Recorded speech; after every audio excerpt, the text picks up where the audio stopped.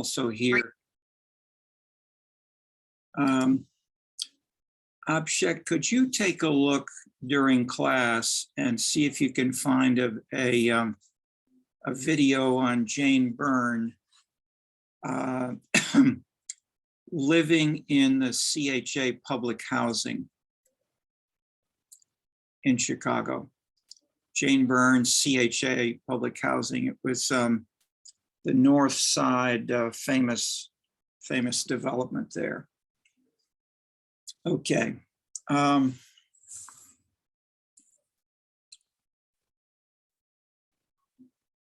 want to elaborate in various ways today what we've been discussing last time with Mokas, with that case, and going back and forth between individual cases, which we need to get more of an intuitive feel of how the pieces fit together, as well as why that happens, and if we can do so in ways that we can link this to bigger theories. That is, if we're not only journalists or historians who don't need necessarily a bigger story, some do, some don't. But the journalists typically simplify down to one theme. That's what you learn in journalism school. Don't tell more than one story in your story in one page on the newspaper. Just have one thing. What that leads to is a sense that life is unicausal. There's one cause of everything. So we read everything. I started working when Trump was winning the primary. Through the primary, I've been working, and before that, with usually college students majoring in political science and going to law school. And they were fascinated with this stuff, but they couldn't believe that Trump would win the primary. But how did he do it? And then where and why did he have support? And so all of the newspapers were covering this hugely. I mean, everybody was totally shocked. The majority, I think something like, well, the Republican-owned media in the US, mostly newspapers, radio, there was a survey of them, but basically something like 80% of them opposed Trump. They said he was scandalous, irresponsible, immoral, unreliable, he had bad character, etc. So within the Republican Party during the primary, there was a huge battle going on, and people were shocked with each subsequent primary in a different state. The press especially was more and more shocked, including the Republican press. So I'm making that point to show a bigger point in the new political culture. This is not a crude left-right debate about the traditional left in Europe, the traditional Republican Democrats in the US, even though those terms. What was the issue which launched the Republican Party nationally?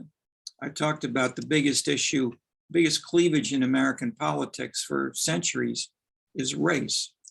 What was the position of the Republican Party on race in, let's say, 1860? And why does that matter in this discussion?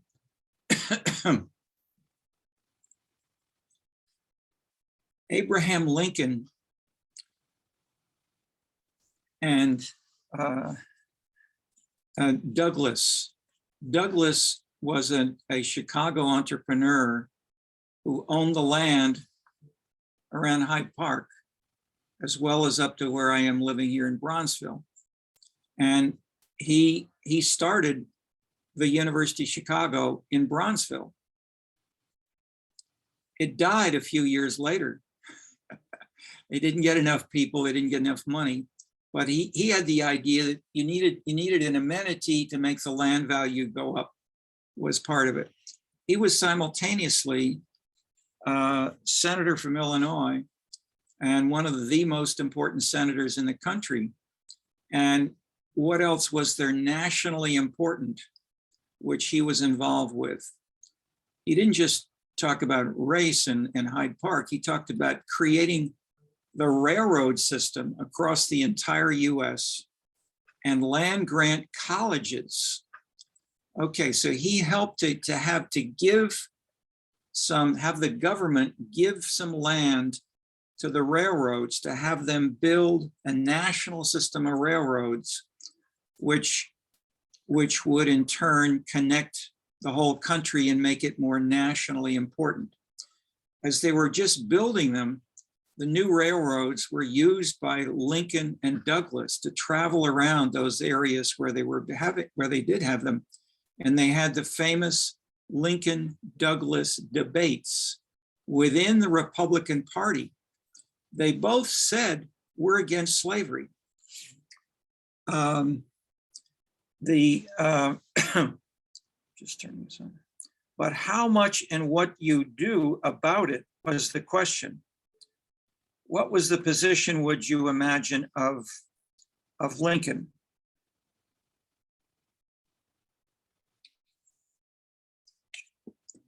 That is, when Tocqueville was here, as we saw, the number one issue he talked about was abolition of slavery and abolition of alcohol in bars in the United States. And both were championed by women in 1780, 1790, 1810. American women in Boston were saying, these are the biggest issues we should work on. The politicians did not. These were the kinds of things that became new social movement issues in the 1970s, after 1968. Women, that is, the diversity issues of today, entered the political system almost in the same labels. Human rights, women's rights, gay rights, and the environment. Those are the big issues of the 70s, were then called new social movements. And these are the foundation of the diversity movements today internationally. And so I'm now just mentioned in passing, how and why these things then vary internationally is illuminating. And I'm doing a little bit of international and a little bit of history to make the point that the diversity that we see with the entrepreneurial mayors comes from things that people care about deeply, but where and how entrepreneurial mayors use them and manage to package them in new ways that they can beat their opponents, become elected, and implement new entrepreneurial policies is the big theme. This is one theme I'll mention as well, that John Boyer, Dean of the college, Mark Hansen is a former social science dean. He's now Dean of the MAPS program, or it's the head of the MAPS program. He and I, the three of us, had done a bike tour of Chicago for about 10 years. And we stop at the site of the tomb of in Bronzeville. And at each of these sites where we stop, we give three different perspectives, and we often disagree. That's what makes it fun. And then we disagree. And the next year we have a new argument where we extend or revise the other's point of view. And then we say, but you know what's wrong with that? Here it is. And this has happened for 10 years, and it gets more and more sophisticated every year. All right, so, and we never know what the others will say. So it's not only a learning experience for the students, it is for us as well. And then occasionally we have had people such as one of the lead Bronzeville civic organizers, a Black Power man, was on our bike tour. I invited him to come with us. And so he then would disagree, especially at the earlier stage before Mark Hansen was on it. We had the vice president of public affairs of the university. And he was responsible for shutting down one of the most important clubs in Bronzeville.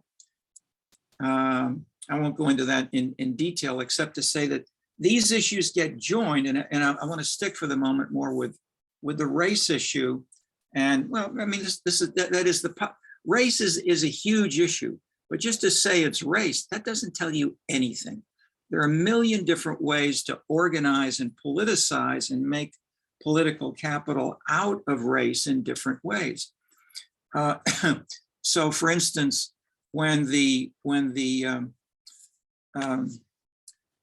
Harold Lucas is his name. When he, the Black Power man, was riding on our bike tour, he said, you know, the University of Chicago is an oppressive, capitalistic institution. We hate you. Most of the residents of Bronzeville wish you were dead or gone or whatever and so forth. But the University of Chicago gave us this book by Drake and Caton called Black Metropolis. And that's a brilliant interpretation of how Bronzeville works today. So today was this, maybe I shouldn't say today, but almost currently. And so this, however, that alone is, so how and what can we generate more generally and link or aspects of this that go also back to Mokas and go to Pittsburgh, where Peter Flaherty was mayor, and back to Trees and Real Violence, which is the oral history of Chicago that I'm drawing on. That is, for all these years that I've been studying mayors and cities globally, I've been simultaneously living in Bronzeville, sitting on boards, advising the aldermen. Toni Preckwinkle was a former, Toni and her husband were both former students of mine at the USC. When she became alderman in the area, she invited me to serve on a couple of boards, and I've continued with our current alderman and working with Laurie Lightfoot as mayor, and then teaching a course at UI. It was headquartered at UIC, but it was taught by 20 or so people, all involved in different ways with the city. Most of all, Dick Simpson, who's a political scientist at UIC, and the most frequently quoted sort of expert on Chicago politics by the media. Okay, what are some bigger points here, and how can we link these? So first of all, just to link to Mokas and show how these things overlap and how the same kinds of issues come in and out. Sorry, I'll go one more backward historically and then up forward. What's in the news today? What's in the headlines of these days? COVID, Ukraine, oil. Okay. The Ukraine issue is in part, look at Ukraine in part with Genghis Khan in mind. And I showed you these pictures of Russian culture, that there's the Russian Tsar became Tsar. There was no Tsar until they said, we're going to kick out these damn Mongols. They hated them racially, etc., culturally. And for centuries, Russian history said, Russian history ignored them. In the 19th century, they finally started to bring them back in. And then what that book I showed you does is to identify many very specific aspects of terror, violence, hierarchy, and so forth, and where these interpenetrate the conflict between the West and the East within Russia. And so Putin is reflecting some of this now. However, Putin has had problems domestically. When they had the so-called pussy girls who were in a church, etc., this outraged the Russians. Putin really punished them as they were bringing in this Western individualistic gender equality, gender role challenging kind of stuff. And that really hurt him in terms of popularity. That is, they do polls in Russia. There's one independent polling company. Putin did the Olympics. Huge success. President Xi has said, we're having the Olympics starting in China this week. This is the Spring Festival, 2 weeks. Please don't anybody do anything internationally that will disturb the Olympics for 1 week before and 1 week after. So I'm worried what's going to happen 1 week after the Olympics in the Ukraine. This is global local politics. To link that in turn to corruption and clientelism, examples of clientelism came, for example, with the World Bank started making some loans. Well, no, after 1989, when the Berlin Wall went down, the World Bank made some loans to the Russians, including the then president of Russia, who was seen as a great reformer. But then the World Bank at the end of a year or two came in and did audits, and they found that the president had some of the money which went for the renovation or from the loan was to fix up his country house, his Dhaka. Okay, clientelism, corruption. And so the World Bank and the Western press made some noise, made some, negative noise about this. This in turn angered the Russians and so forth. And so you get these kinds of conflicts between West, and so West and East are too simple. What I'm trying to do, because we're working inside China with the Chinese, you have all these same themes inside China today, inside Russia today, and inside Chicago in different neighborhoods today. So we can see where and how they get repackaged by different people. So the Trees and Real Violins book was started when I called up Bill Grimshaw, who was the campaign manager of Harold Washington, said, it looks as if Harold Washington's got a strong chance of doing very well in this election. You ought to do an oral. You ought to write this up. And he said, Terry, I'm campaign manager. I can't do that. Hung up. I called him back a month later and I said, Bill, this is too important. You can't just forget. Now I was calling him because he had written the best political science, social science analyses of Chicago politics. I called him up the second time and he said, okay, I'll do it on one condition. I said, what's that? That you do it with me. I said, but okay, let's do it. So we did. And for decades, and well, it continues today, but it went on from the 1970s until today with these things in mind. So when I said, students and I went out and interviewed and took photographs of the Occupy movement when it was on Cermak Avenue and other places downtown, we're continuing to study Chicago to link it globally and see where and how these patterns emerge and change. And Occupy is important because Chicago nationally has a reputation that is, what's Chicago's global reputation?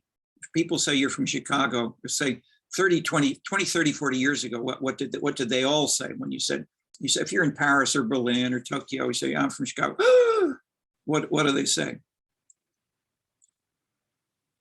Where is it, Charlotte? Are you there? Or yeah. Or yeah, no, here we go. Yeah, you're from the Chicago area. What do they say? I am not sure. Okay. All right. Well, 20, 30, 40 years ago, they said dot, dot, dot, dot, dot, dot. They had Al Capone. Anybody in Paris, Rome, Tokyo, you're from Chicago? Okay, that was Chicago, period. Then the Chicago Symphony invited a new symphony leader, director.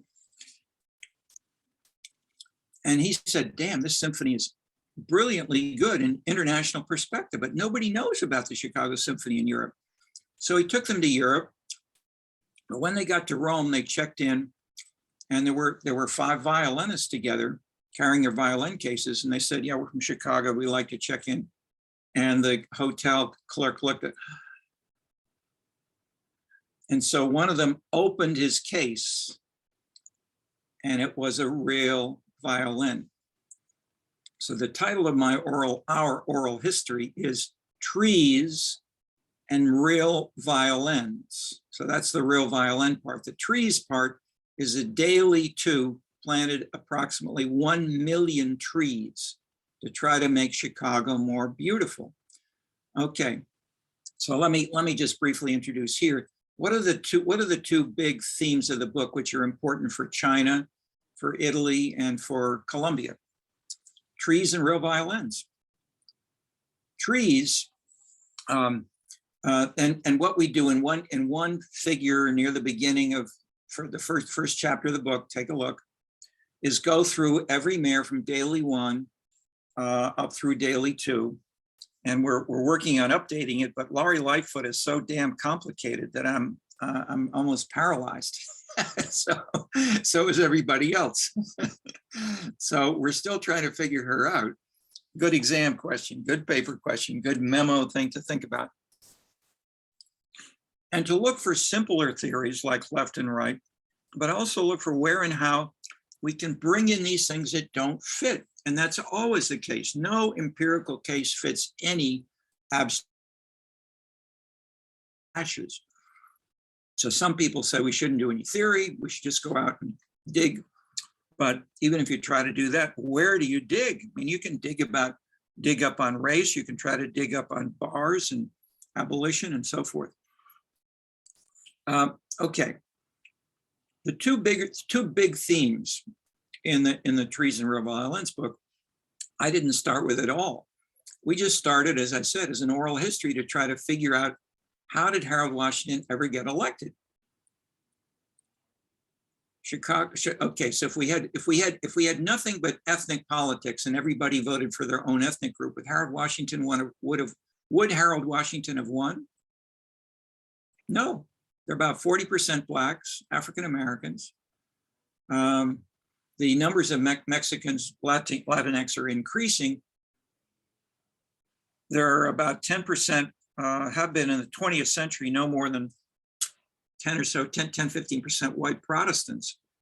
Majority of Catholic culture in Chicago, the majority culture of Chicago politics is white Catholic, subtitled Irish.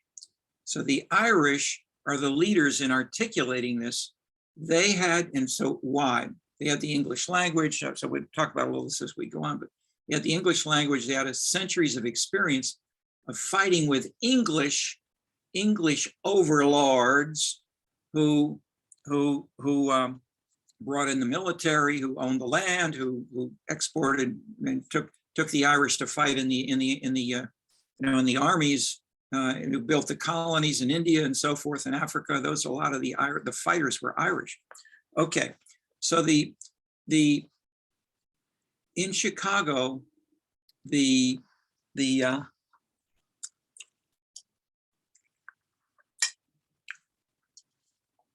one big theme is how we get from clientelism of the traditional Chicago politics linked with Al Capone in the 20s and 30s up to where we are today.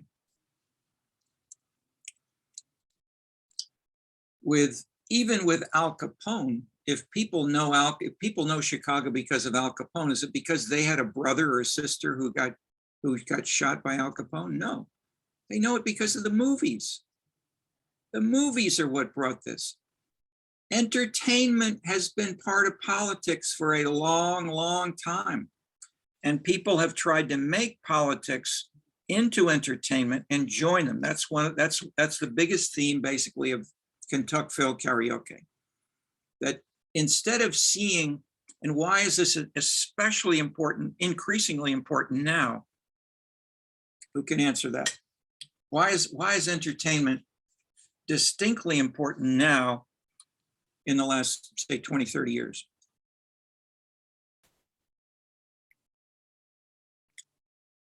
Shouldn't people all, since the cavemen, the people have been drawing pictures on the walls.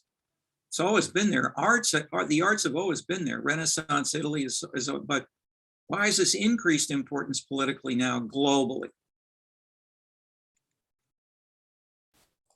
Is it because of the popularity of the internet? Yes, no, for sure. That's an intermediary mechanism. But what does the internet broadcast that in turn works? Or why? Who wants to elaborate that a little bit? Or let's have a little discussion. For sure, that's a first. That's a great right. It's a key central element. But let's elaborate it.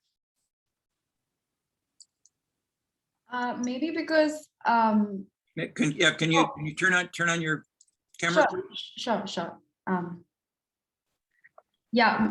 Maybe because now entertainment also passes on information about different cultures, and because things are changing so fast, entertainment becomes a good way of keeping track of what was important and what was considered significant at different points in time.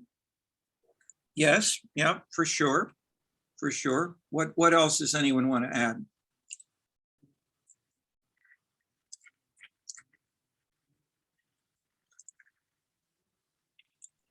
How Is about it- the resources?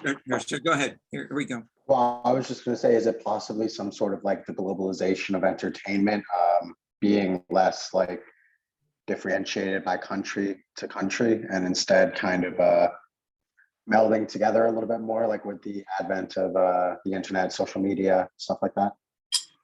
Okay.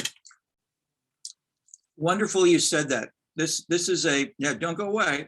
we need you to keep talking because you've raised some great, I mean, you're working on a BA and a BA, is it a BA or I'm a map student. a map? So it's your map. So it's your, just tell it your the full topic a little bit more so we could, because it sounds very useful for this discussion. On my thesis? Yeah.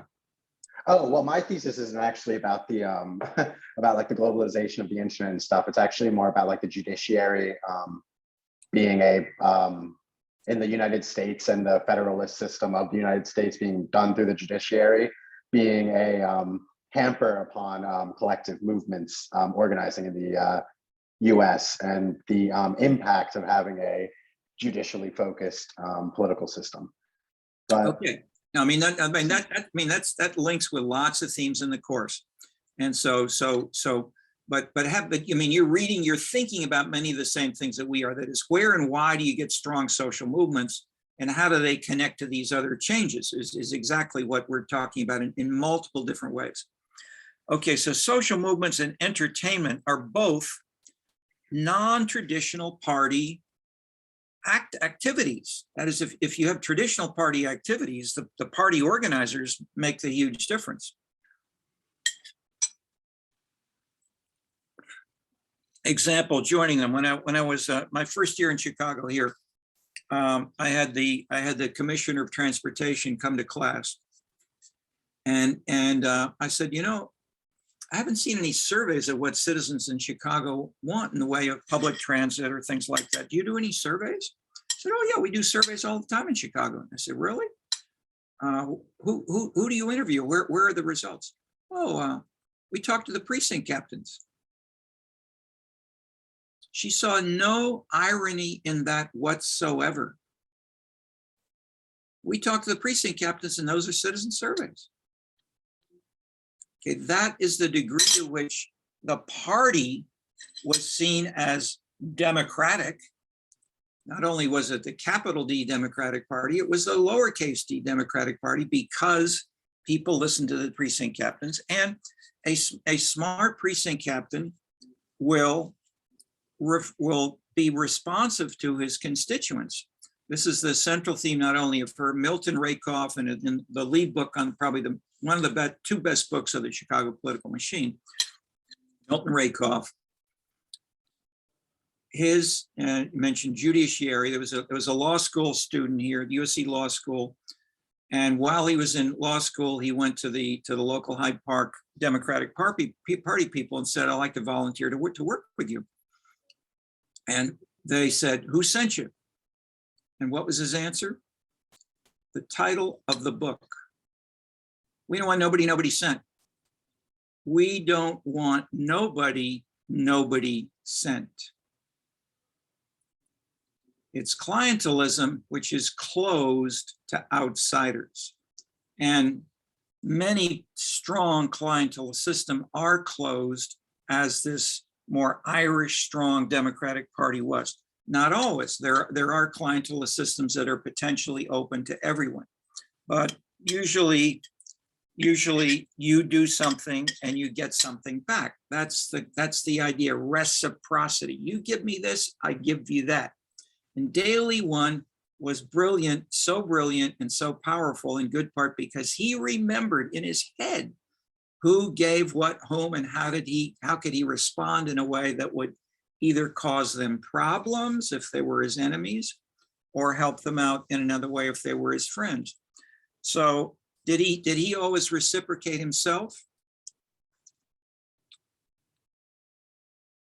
Which ethnic group was the most important ethnic group in electing Daley One? African Americans. who were the actors? There was a group under the alderman named Dawson, who was the, I think he was the uncle of the professor of political science here today, named Dawson. So the Dawson organization was the most important organization in Chicago in terms of numbers and in terms of African Americans. And they backed Daley. Daley, in turn, did everything he could to destroy the Dawson organization, and he succeeded in a couple of years. That's what Bill Grimshaw wrote a whole book about that. Bill Grimshaw's wife is Black, he's white. He was very sensitive to these kinds of issues and where and how the machine linked with African Americans or not. So Daley had but to do that successfully and to get stronger as mayor rather than just being crushed in ethnic conflicts was a work of art in some sense. Okay, the work of art. I'm bringing in some multiple metaphors here because, as we'll see. All right, so one big theme of Trees and Real Violins is there are two big themes in the book. One is the rise of reform, which is to fight and destroy the clientelism that the Irish championed and which Daley one codified and illustrated. And in the book, "Don't Make No Waves, Don't Back No Losers," or the quote, why'd you give those contracts to your son's insurance firm? It's a father's duty to help his sons. It's like, we do surveys all the time. We ask the aldermen. These are quotes from people who believe in what they're doing.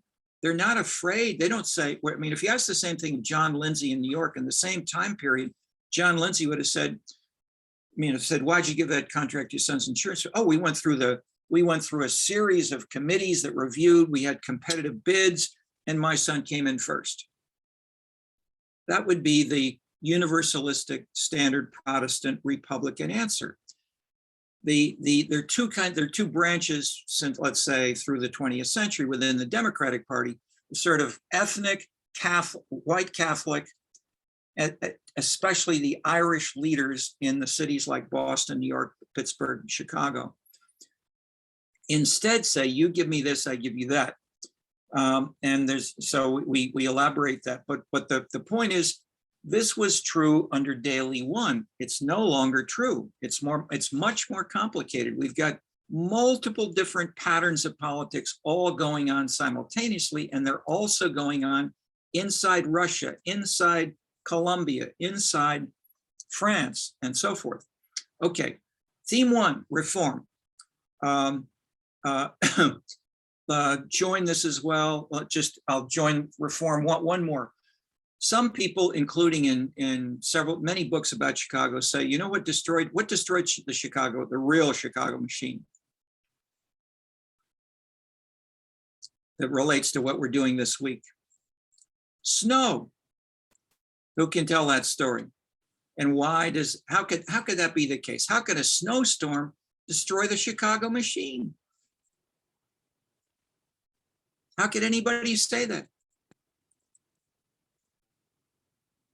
Daley one's classic statement was, this is the city that works.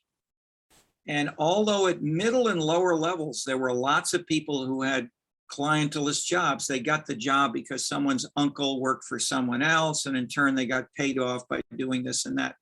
But at the top level, he had very tough, demanding, the highest standards he could find in the entire United States. When he took power, he hired a top policeman from California and was involved with backing top people in other positions. And basically, he did national searches for some of his top commissioners in transportation and so forth. And then he said, you've got to perform at the highest levels here in Chicago, but if you have some people lower down, okay. At the end of each speech by these top commissioners, such as the Commissioner of Transportation, not only in my class, everywhere, At the end of each speech, what was their last sentence? Just to give you a flavor of how much you may laugh at this. You're already laughing 4 or 5 times just by me telling you some clear, simple ethnographic description. What was the last sentence of a say the commissioner of housing, commissioner of transportation, commissioner of anything else? God bless Mayor Daley. He stopped in his limousine to go to church, to stop and briefly every day on the way to City Hall. Okay. So the symbolism, at least, we don't know what was in his head. Nobody knows really what was in the head of Daley 1 or Daley 2 or Putin or anybody else. But the things which we can see and we know in terms of behavior was he stopped on the way to City Hall and went to church continually.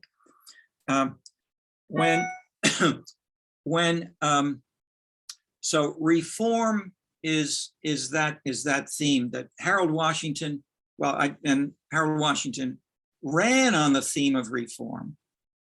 Harold Washington did he start as a reformer? No.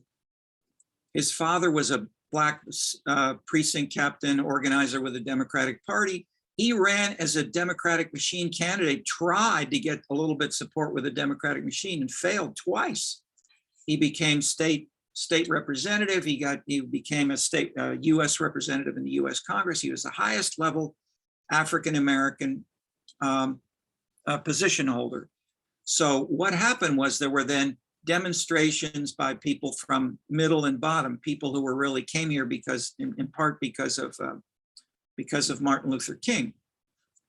Okay, so after they got the national legislation passed in the South, they said let's take these issues to the North. There's lots of racism in Northern American cities. Let's fight it. Where can we do it best?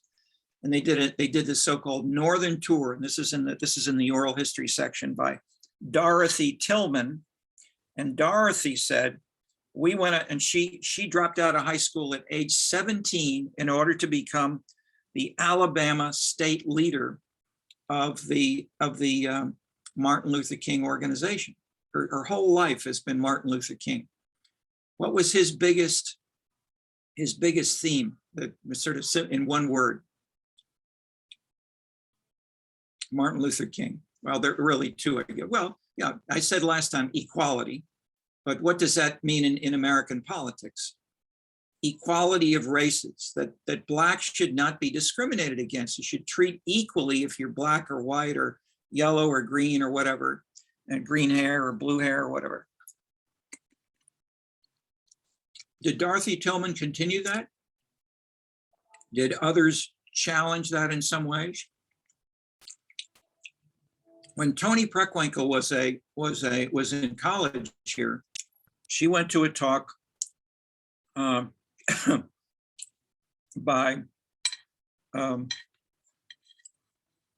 two folks really, and who were really launching the concept of Black power. Charles Hamilton was a professor. I think he was at Loyola DePaul, and he then after he got famous with the book, he went to Columbia in New York. But there were guys with chains, with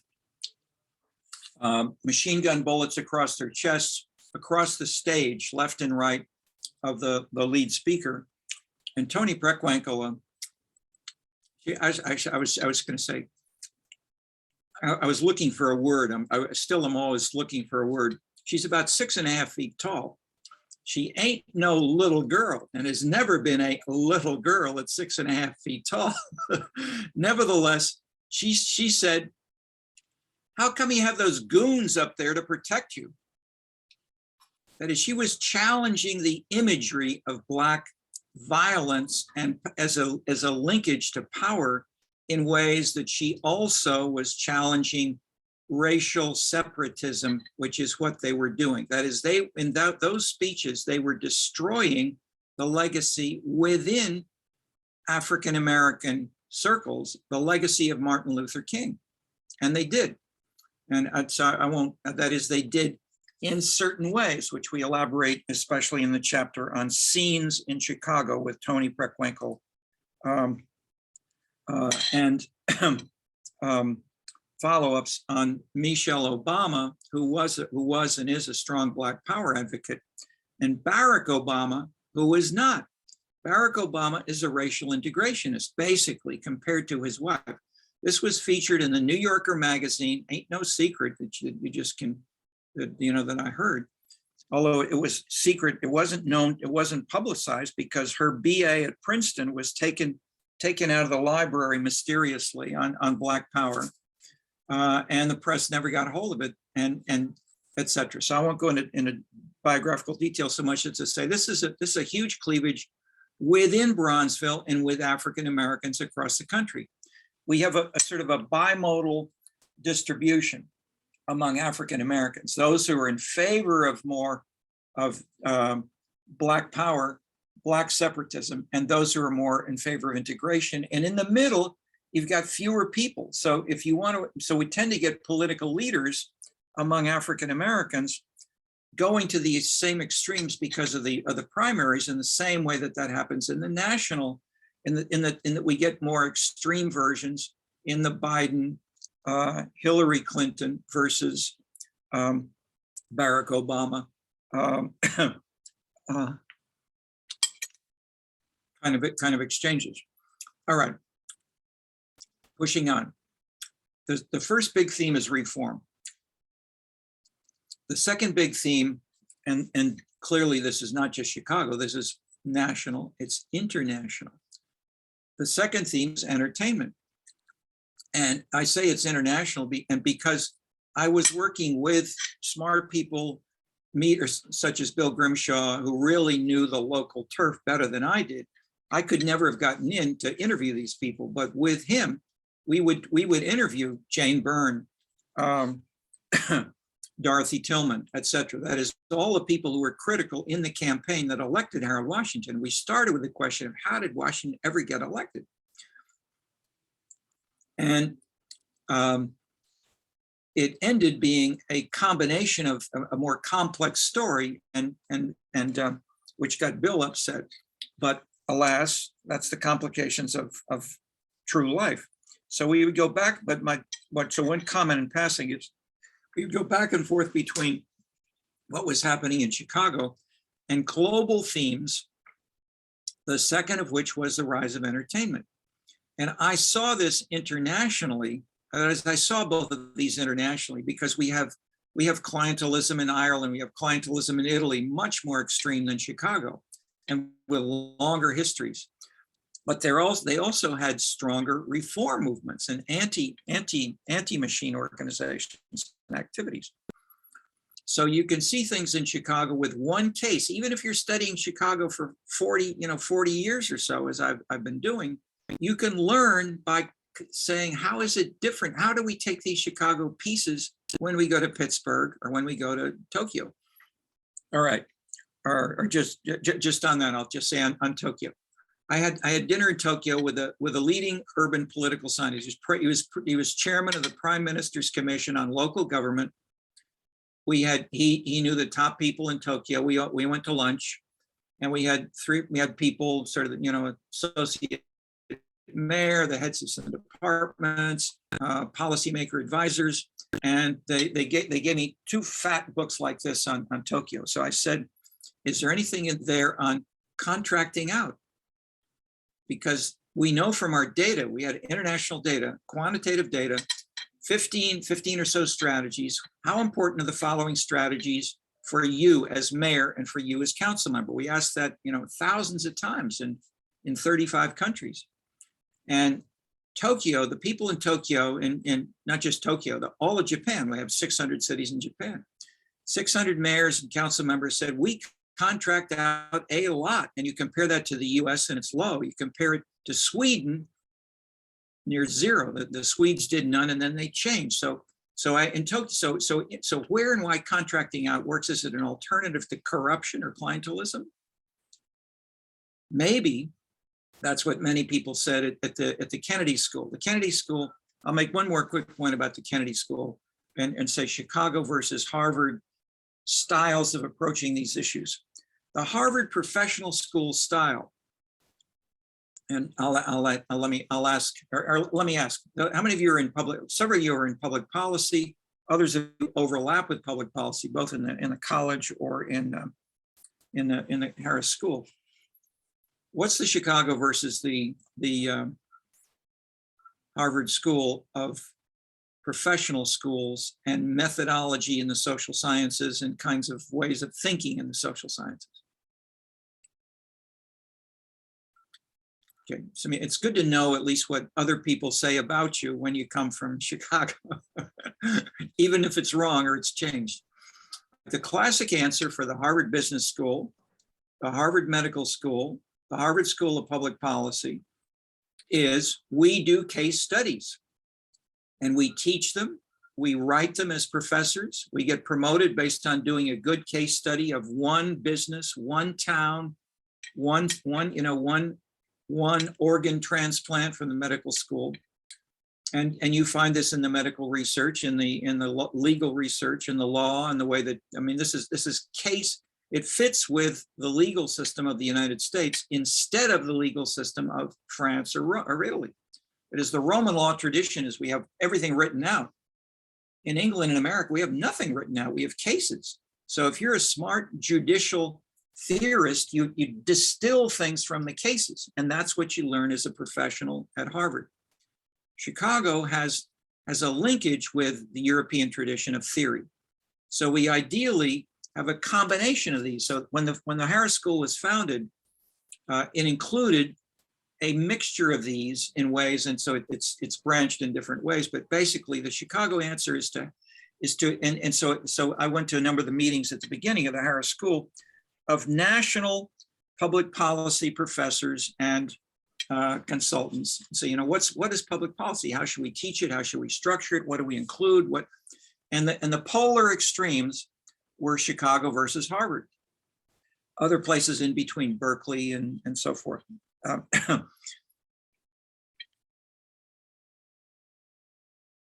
The linkage with theory also meant that they had large numbers of professors of social science who were also professors of public policy. Harvard started to do that. And they had some very top people in political science because they're both founded about the same time. Used to be public administration at Harvard, but that became the Kennedy School of Public Policy only more recently. The faculty, young faculty assistant professors who were working with high-level economists, political scientists, geographers, who had appointments either in geography or joint with the Kennedy School, found that their junior faculty were not promoted. You had to write case studies. And so you got promoted if you wrote case studies, if you did them, if you taught them, and if you were a student, if you learned to use them. So it's in a sense, everybody's doing case. It's a judicial-like preparation. At Chicago, and so basically what that has led to is they don't have people linking the social sciences with the Kennedy School anymore.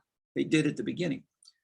Brian Barry was one. He went from Chicago. He was a top geographer here. He was hired. He went to Harvard, and he linked with both the geography and the Kennedy School. He was so angry he left Harvard. He went to Texas, or he went to Carnegie Mellon. Then he went to Texas. Okay, I knew him well here, and he's written about this explicitly.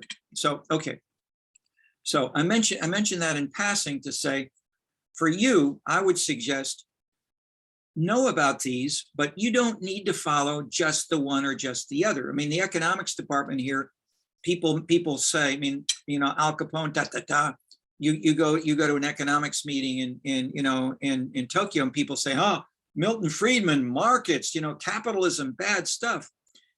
That does not fit anymore the Chicago economics department. No more does it fit. You've got, there are people in the economics department, one of whom, for instance, has 2 books on creativity. He presented them to an economics faculty, a faculty workshop, basically, not just faculty, anybody could go to it, some students, but there were, you know, maybe 15 economics faculty, 5 or 6 students and others. And he talked about creativity. What do you do to be creative? And his examples were from, and what he writes on is art history. And so people would say, well, what's your evidence that when you're older, the market value of your paintings goes up based on this or that? And what did he bring in for evidence? He would read a letter from Pablo Picasso. I mean, I couldn't believe it because I was used to having fancy econometrics and other kinds of things in these seminars. But I'm simply saying today you have people doing this in this economics department. And I'm saying, even if you're an economics major, and many of you are, you can do all of these things today, both in the theory and in the methods. That is, you don't just need to use case studies in the Harvard way, but even if you add one more story. Milton Friedman, then followed up by Gary Becker, used to have an exchange every other week between Paul Samuelson at MIT and Milton Friedman here. And Samuelson was the Democrat, Friedman was the Republican.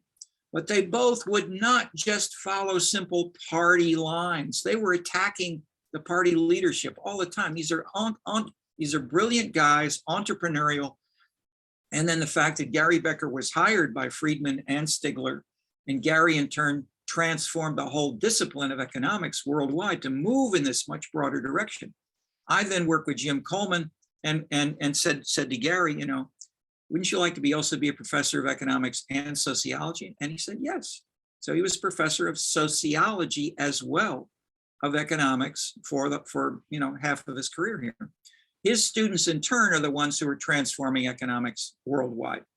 Okay, and so seeing this happen fits with the entrepreneurial mayors. It's creativity. It's the theme within Richard Florida's The Rise of the Creative Class. Everybody's talking now, how do you make politics work better? How do you make the economy grow? You need new ideas. If you're in a university, you need new ideas. If you're Putin, you need new ideas. You can't just go in with the guns. You've got to say something that will build popularity inside Russia and maybe win a debate with some people who were intermediary in the UN. So what was one of the arguments against Putin, which was used in the UN a week or so ago, which fits with this course, with a new addition to this course in the last year? Empires. What did we show at the beginning? We showed you the English Empire, the Spanish Empire, and the biggest land-based empire was Genghis Khan. Okay, what was the criticism of that kind of argument of Putin in the Ukraine right now? I'm asking for an intellectual, not a material exchange. If every country that used to have empires wanted to go in militarily and recreate its empire, we would have a whole lot of people fighting in the entire world today. So the argument that the Ukraine used to be part of your empire falls flat. Okay, so I won't say it's right or wrong. It's rhetoric, of course, but I'm simply saying it's rhetoric linking with places like China and Russia, where people take the past much more seriously than we do in the US. Even though we use case history, we don't use history as seriously and as far back as do people in some other countries of the world. But where and how it's done is still very selective. Okay, so the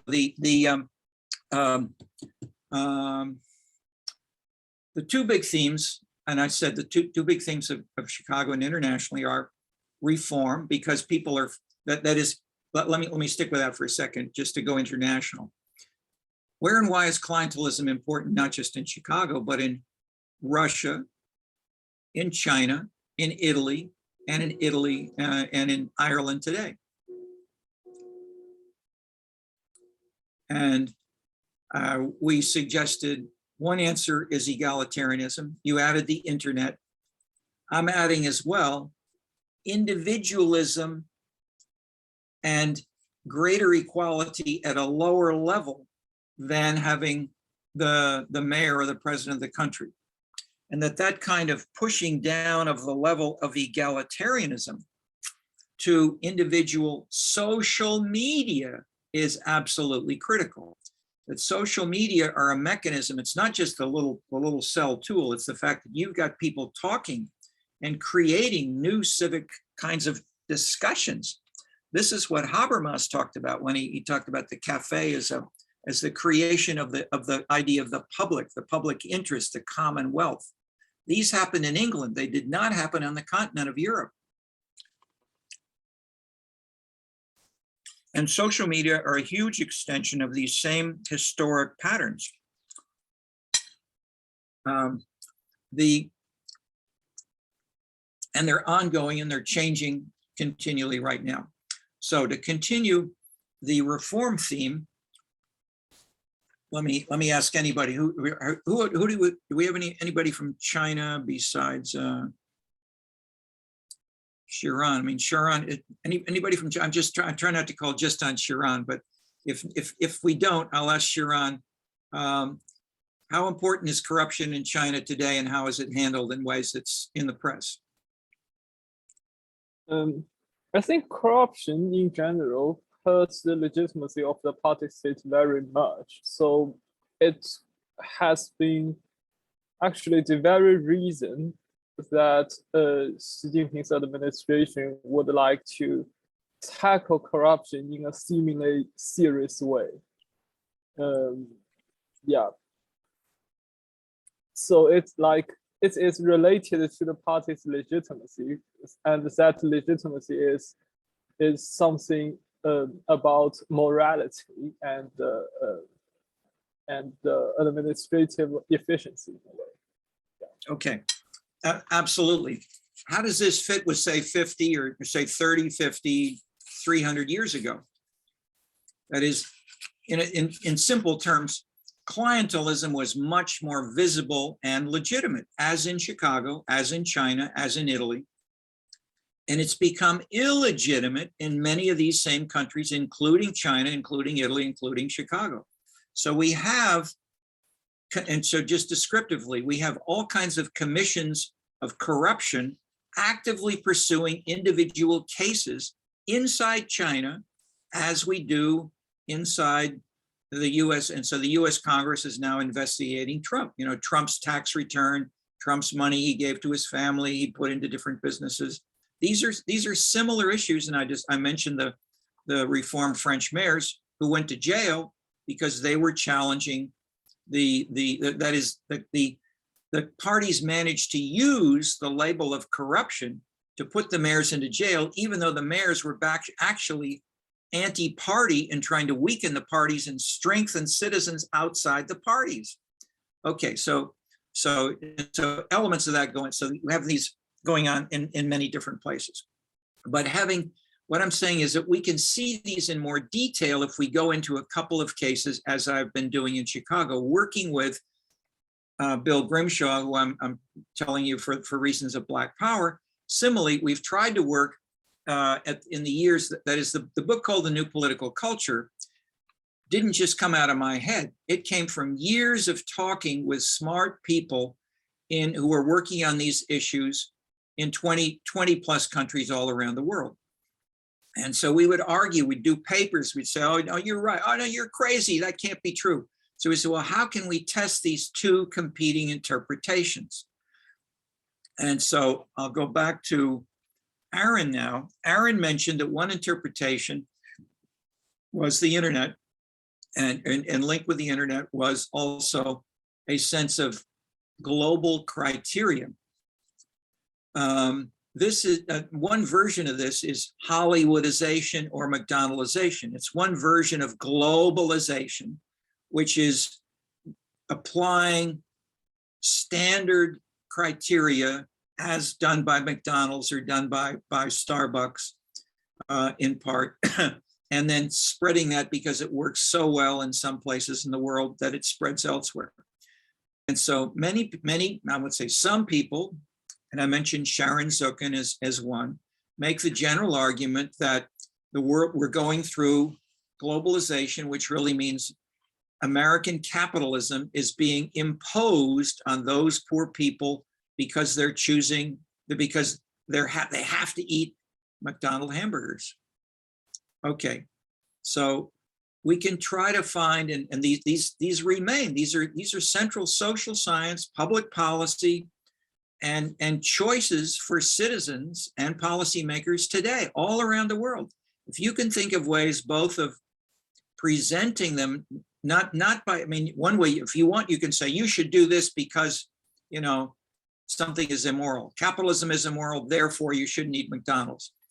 Or you could say instead, you may like that hamburger, but I bet someone can make a better French hamburger than just bringing in American style stuff, fast food. So what was one political reaction in Paris and Rome when McDonald's, that is, when I was a student there was no such thing as a McDonald's anywhere in Paris. People would just talk about, you know, this, you know, these barbarian Americans eat hamburger and stuff. As fast food grew in Paris and grew in Rome, what did they organize? The slow food movement in Paris and in Rome. And there's even an internet, look on the internet, there's a slow food movement in America too. And so people are saying we should eat vegan, we should be calm, we should lower our blood pressure. We don't want fast food. Fast food weakens the family. We can't have pasta as the good Italian families do if we all just rush out.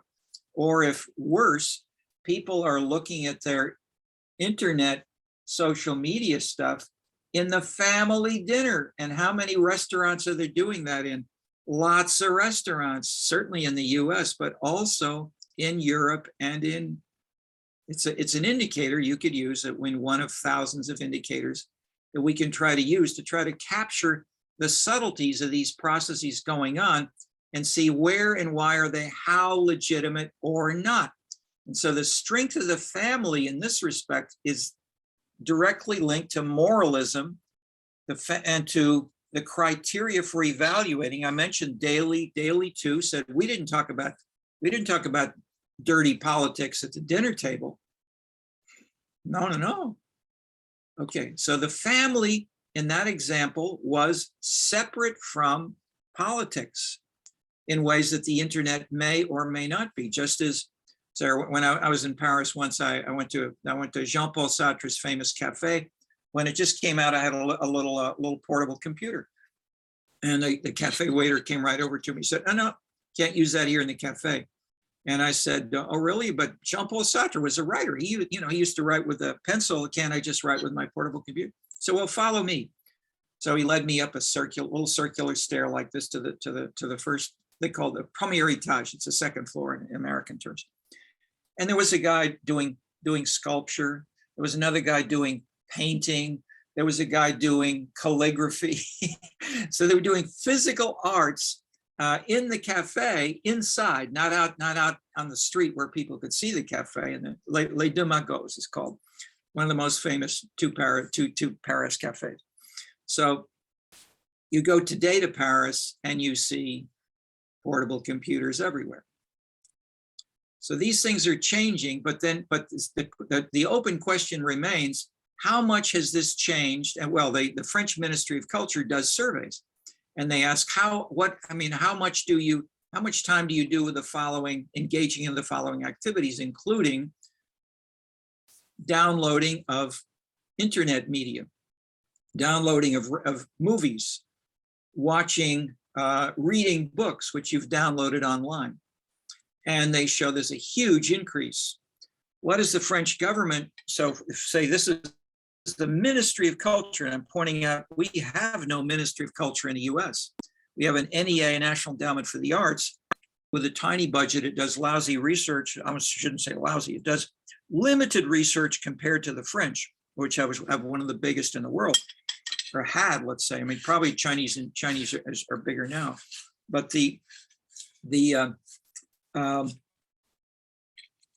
one point is the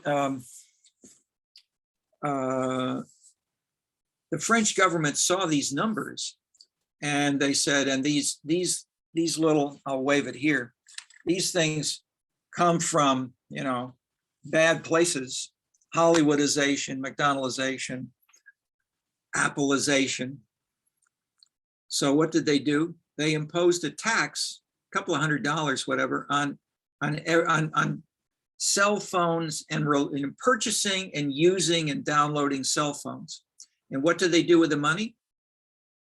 They subsidize French language films and French cultural activities because they're being beaten up in the marketplace, even inside France.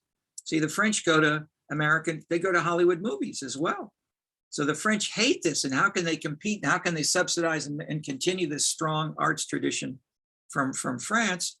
Tax those damn cell phones. And so it's more expensive, at least, to buy a phone and to download in France than it is in the US. And apparently one of the biggest sources of revenue for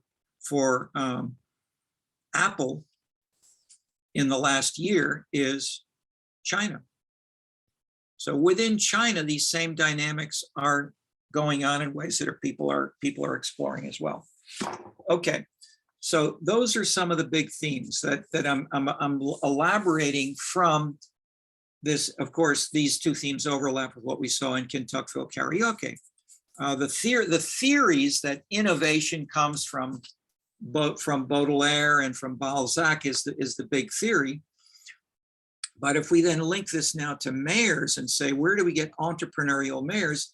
They try to be creative. And so they create new ideological packages which will overcome the traditional left and right. And so I said, I learned a lot of this by talking to people, but I also was ahead of some of the other people in places with stronger party systems who say, oh, no, you're crazy if it say this is not. I mean, it's a new kind of socialism, or it's a new kind of market. I mean, the Norwegians would say that all the time, or etc. There was a new guy elected in Waukegan, Illinois. Waukegan was one of the cities we'd been monitoring for 15, 20 years with surveys and more. And then we'd had two people who'd done BA, or one woman did a BA, an MA, and a PhD at the same time that she worked as a secretary of the mayor of Waukegan. How about that? At Northwestern. So we worked with the newly elected mayor, Bill Morris. And he was, I won't try to go into too much. Well, just briefly enough to link with, it's 5:40 when I said this. Well, we're having more active discussion now, so I may continue a little bit more here. Bill Morris was doing the same kind of stuff as Flaherty. We found Morris first and began to look for these kinds of things nationally. Nobody is writing about this. The New York Times, Washington Post would say they're kooky people who are mayors now elected in San Francisco, Houston, and New York. They're not following either political party line of the politics. So Dianne Feinstein, Kathy Whitmire in Houston, later Ed Koch in New York. These people were like Bill Morris, and I was consulting simultaneously with the U.S. Conference of Mayors, and I saw these people, so I'd bring Bill Morris to Washington when we had meetings all over the country, but especially Washington. And Bill Morris was just as smart and creative as those top mayors.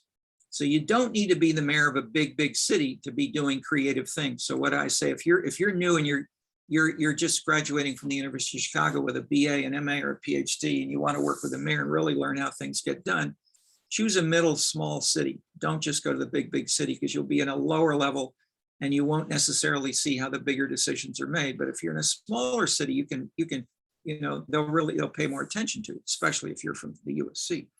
Okay, so the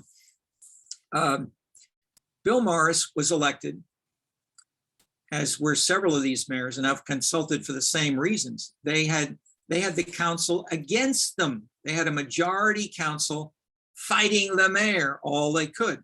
When Harold Washington was elected this way, they called Chicago Beirut on the Lake, because we had what were called council wars. And there were so that in that situation, the staff would not be available to the mayor to get information, advice, and so forth, or contract out. So with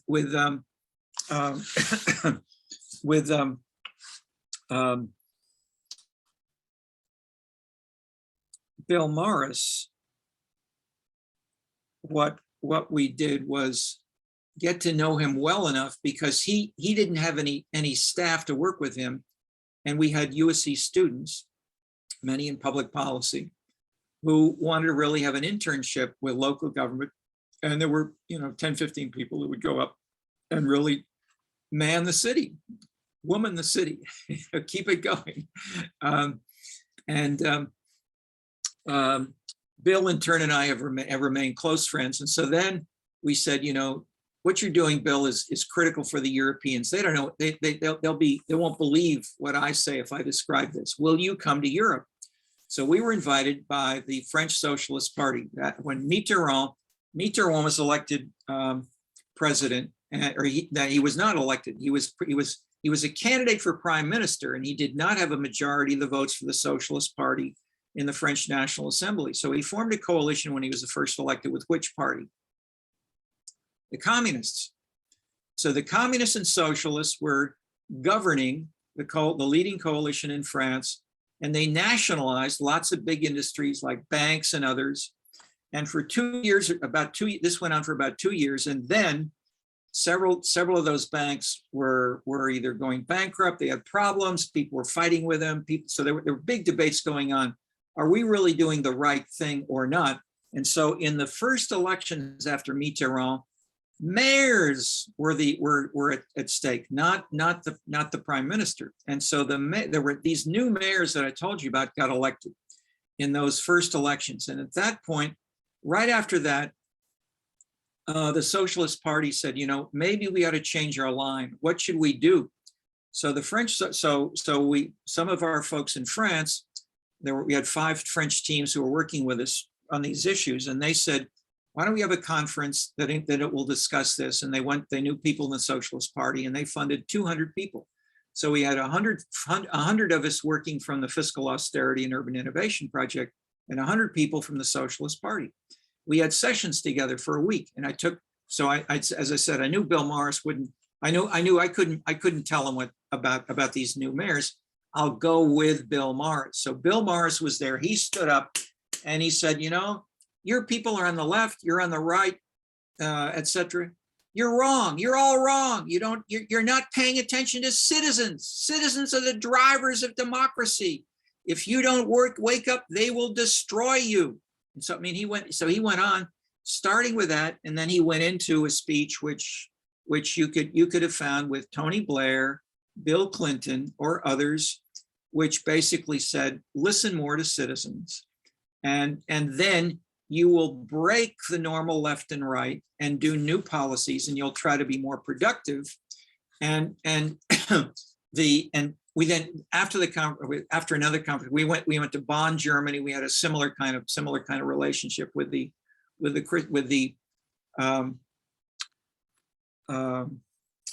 Social Democratic Party in Bonn. They then, after that, they came to when Bill Clinton was running for his second round. They sent about 50 representatives. They had the same kinds of questions as the socialists did in France. Should we follow the traditional materialist Marxist pattern, or should we be more responsive to citizens and change our programs? And they came and worked with Marty Lipset for a week or so in Washington. They spent a week with me, and they spent a week with Ron Engelhardt in Ann Arbor.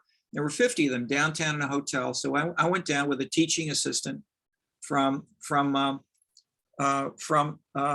this course, Joseph Yee. We created the global local politics course together. And I was more cautious with them because I knew all the history that Lipset had written about the socialists and the Social Democratic Party. This is the most important socialist Marxist party in the entire world. So it was studied in terms of why it never changes, it never can change. That's the Roberto Michel's theory of political parties. They can't change because they're centralized. And yet here they were asking us, what should they do? The TA stood up and said, I come from a country that's called, one of these tigers in Asia. Do you want to be tigers, or do you want to be sleeping dragons in Germany and just go to sleep like the Germany of the past.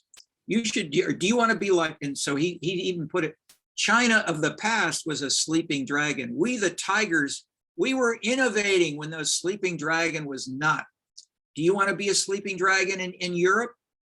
And so he was, you know, he was very rhetorical, very argumentative, and damn, they changed their program. So the Social Democratic Party of Germany and the Socialist Party of France both changed their programs and moved in this new political culture direction. I won't say we were the only cause. Obviously, there are many causes going on, but my point is, these ideas and these ways of doing them were debated globally and had many of the same arguments everywhere in the world, and we're still dealing with them today.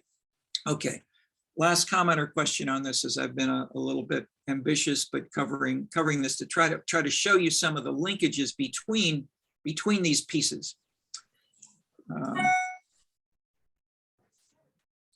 Professor, can we talk about midterm? About what? About the midterm? Oh yeah, Yeah. yes, that's critical. That's on our list. Yeah, we had a question last time. What's the midterm? Normal format, 2 parts. Identification questions, maybe here's some questions. Six question. Okay, so say you have 6 questions. You have to answer how many? 3. You have to answer 3. So 3 out of 6 questions of IDs, and probably these are concepts you can find on the syllabus or something very close in those same words if you look at it, but there are lots of words on the syllabus, so we're not giving you the exact answer. Okay, second part is essay, and we'll have a couple of essays. 3. Three examples of essays. You can choose one and write an essay based on that. You can prepare.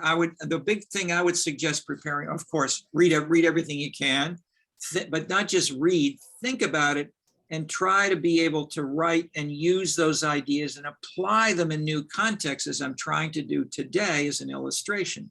Don't just say the NPC is, and then say, you know, the definition in the book. How did Bill Morris or Joseph Yee change it and, you know, put it in a context where it could have, it might have some discussion. Third, preparation is write the essay, practice, give yourself the time period of this class, which is the time period for the exam, and then just say, I'm going to make up my own exam and I'm going to answer my own questions, and maybe do it twice before you take the actual exam. Then you'll be used to timing, that you know far more than you can possibly ever write in 2 hours. So what you've got to do is be able to boil down, make a sharp, clear outline, put the pieces together so they have coherence. And I'll just add, I'm not saying something impossible. If I said this 30 years ago, not so many students, that is, fewer students would do it then. In the last 2 or 3 years, the quality of the exams has gone up. And so I've said, you're smart, you're creative, you know how to do good exams. I'm just telling you what you probably are already doing and already know, but that's my quick statement. Anybody have questions, follow-ups on the exam, or anything our 2 TAs want to add? Yeah. The date. The date. Okay, sorry. I've been in a hospital. Actually, I'll add, probably, it's not yet official, but probably we will have online class for the rest of the quarter, or at least much of it, based on a surgery. I got prescribed having surgery later on, but they can't do it right away. So in between, I'm having trouble walking. So I think we're pretty sure to have classes online in this way. So you can save the time that you're walking to class to staying on for office hours or writing essays on your own and practicing. And we would love to try to help you participate more actively, recognizing that online has its disadvantages as well as its advantages. And let's try to use the advantages to the best we can, and use your participation options in ways that you can enjoy and be engaged yourselves and be more of an entrepreneurial student. Any questions? Abchek or Shengdu on anything else on the exam? I have a Yeah, quick so- question. yes. Go ahead, Aaron. What day is the exam on? That's what he just asked, and well, I don't know is the quick answer. Oh, okay. We should get that back to you very soon. It might be next Wednesday. Might be next Wednesday. And I just had one more question. To be perfectly honest, I haven't taken an exam in a little while, so I just have a quick question of like, what exactly do you mean by identification? Like, what do you mean by that section exactly? Like, is that a short answer section Yes. about more specific questions? Feel or- like reform or machine gun politics or egalitarianism. So we'll ask you something about like what do you understand with this concept like neoliberalism or like globalization. What do you understand by globalization? How can you put it in your own words and explain to us? Not just like give us the definition, but what do you think? Like just give us some example of how you understand it. So I'll be holding like a doubt session before the midterm so that you can like, so if anyone has any doubt about the midterms and all, like you guys can come up and like ask whatever you have. So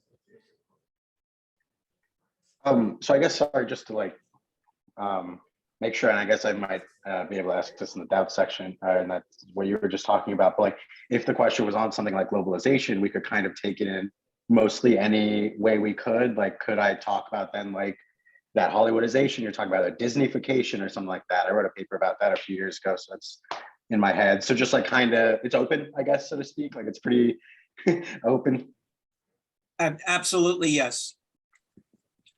But if you say globalization is only Disneyfication, that's making a pretty strong argument, and then you've got to defend it. And if you want to elaborate that, you can. But try to become more self-conscious of what the strengths and weaknesses are of any clear, especially unidefinitional, or if you're going further, unicausal definition and argument about how globalization works. As you've gotten in the readings, and I mean, Herman Boschkin's paper is the obvious answer. As I summarized in the first section, I think he has 8 or so definitions of globalization and shows how they conflict with each other. Entertainment, Wall Street, Hollywoodization, etc. More questions? Yeah, we can continue. Yeah, and feel free to send questions to maybe if you want to choose one of us, okay, but I'd say probably it's, if you're not sure, write to all 3 of us, 2 TAs and me, and then we'll know the kinds of questions that are coming in, and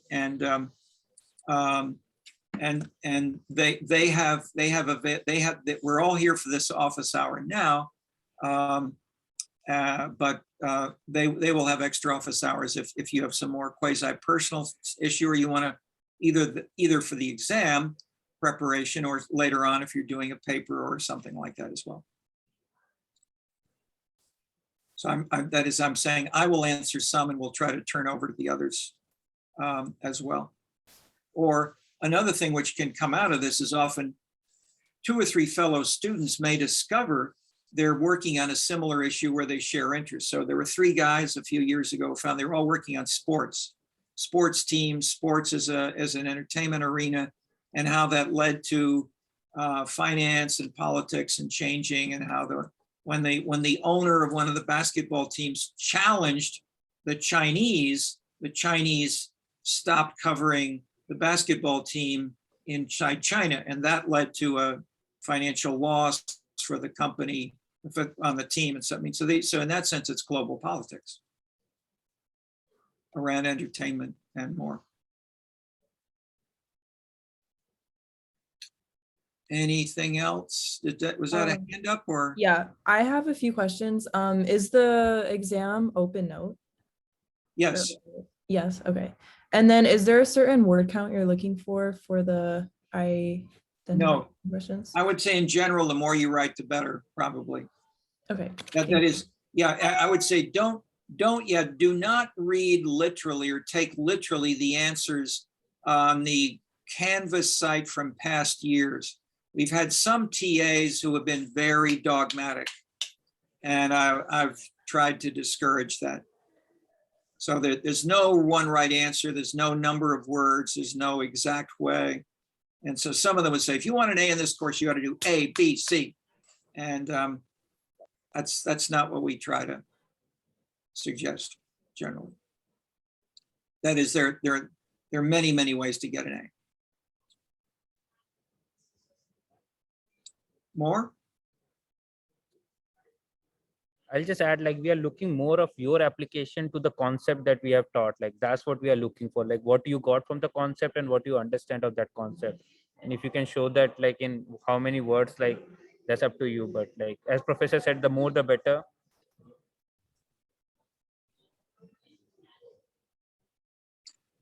Of course, the normal rules of plagiarism apply. You can't copy and paste from your own notes or from Wikipedia or whatever else. And if you're unsure of that, if you come from a different country or whatever, take a look closely, as we have had a few problems of people just not realizing that it's improper to do some things. Sorry, actually, one more question. I just want to make sure. You said that there was going to be a review session of some kind before it. Yeah, Or normally, just like question session or something. yeah, that is it. We may have a review session for the exam on Monday and the exam on Wednesday next week. That's a I would say that's a 50% likelihood. I just want to check over a few things before announcing that for sure.